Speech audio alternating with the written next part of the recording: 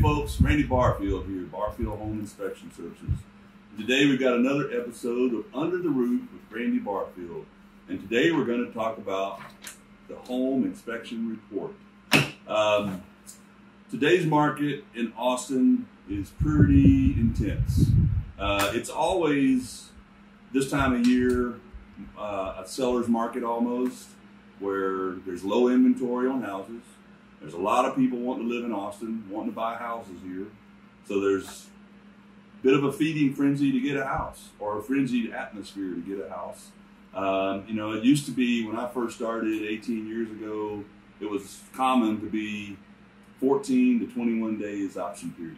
Now, 7, 5, 3, not uncommon to get 3-day option period when you get down in negotiation. A lot of people are buying houses over asking price. A lot of times when you get into an over asking price deal, a bidding war when you've got multiple offers, it's still important to have a home inspection, but you may not be able to negotiate what's on the home inspection just because you need a house, you want that house, and you're willing to take on any repairs needed on your own. It's always I always tell people focus on the 3 big things: foundation, roof, air conditioning, and heating system. Those are your major components of the home. Something's wrong with those, then you got to make a decision if you're still going to buy it as is, or if you're going to spend some money on it out of your own pocket to get those items fixed. You've got a bad foundation, well, that's pretty expensive. It's not the end of the world, but at some point it's going to need repair.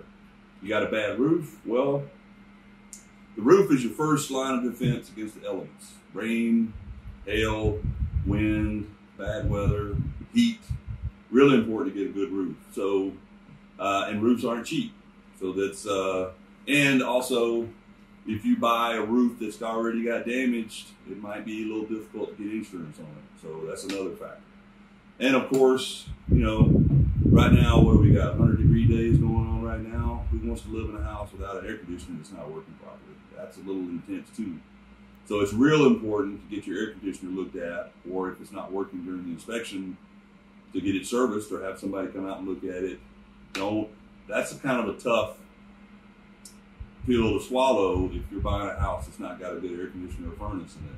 And they're not cheap either. Usually they run around anywhere from $6 grand on the low end to $12,000, $14,000 on the high end, depending on what size you need and what type you get. But other issues, major electrical, major plumbing, could also be factors. But most of the time, it's roof, foundation, and heating and cooling system. And today, we're going to look at. This is a typical home inspection report. Most of the time, we will email you a report. You don't get a paper copy. I just happen to print one out so I could use it as an example. This is basically the way it looks. This was a fairly new house, so there's not a lot in this report, but it does have the major components, or the basic components, as required by the Texas Real Estate Commission. Important note, not anyone can do a home inspection. They have to be licensed by the Texas Real Estate Commission, just like realtors do, brokers do. They have to be licensed by the Texas Real Estate Commission. They've had their training, their continuing education, their license, and their insurance, their E&O and their liability insurance. All those components before you can go do an inspection, which is important why you check out your inspector before you hire them. But that's another story. This is the home inspection report. This report is 14 pages long. I believe this inspection report was, let's say it was $500. I could probably calculate the cost per page, but that's not important. It's expensive. It's not cheap to get an inspection report.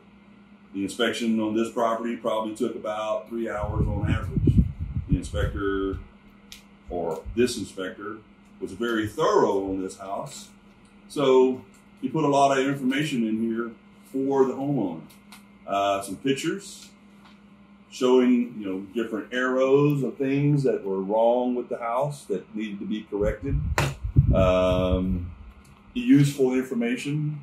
Well, let's say, what do you mean useful? Well, what kind of air conditioner did I have? Well, you had 2 Lennox AC units. You had an upstairs and a downstairs air conditioning unit.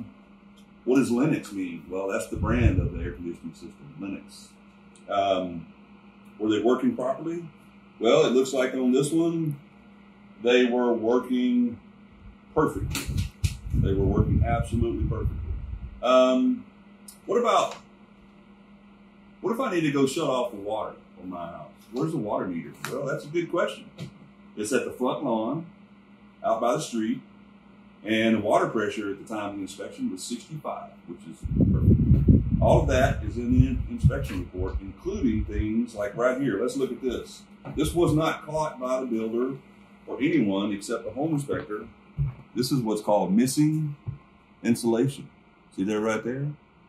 And the way I found that was through thermal imaging. And that led me to get up in the attic, which I always do most of the time anyways. But then if I hadn't used the thermal imaging, I wouldn't have known to look at that specific spot, which just so happened there was an open cavity there that was missing insulation. But all of this goes in the report. It's broken down: structural, electrical, heating and cooling, plumbing, appliances, and irrigation system if you want us to.